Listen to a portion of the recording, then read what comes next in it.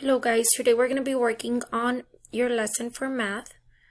We are going to do Monday's assignment, a weekly calendar, pages 68 to 69.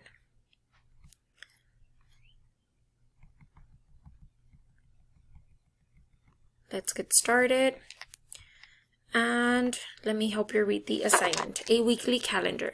Directions. Dion has a calendar to keep track of important events for each week. Use the calendar below to solve the problems. So we have the days of the week. And it says on Sunday, family bike ride 2. Monday, company meeting at 1:30. Tuesday, conference call at 10. Wednesday, meeting in Morgantown. Thursday, out-of-town sales trip leave at 8 a.m. Friday, works all day in office, and Saturdays, son's birthday. So let's answer the questions. So if Dion works 5 days a week and gets the weekends off, on the calendar above, mark the days that he does not work. So right here, we're going to put the days. How many days does he not work?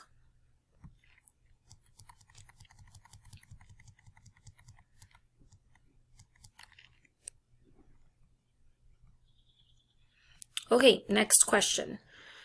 It is Sunday and Dion is packing a suitcase for a business trip. He takes in 4 days. What day of the week does Dion leave for his trip? So go back to your calendar and look. I'm going to help you out with this one. Let's see. Out of town sales trip. He leaves at 8 a.m. Thursdays. So let's go back to the question.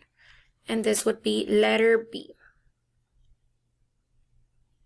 So number 2, you're going to work on number 2 through 5 on your own. And it says, it is Wednesday and Dion tells a friend about the family bike trip. How many days ago did his family make the trip? 1 day, 2 days, or 3 days?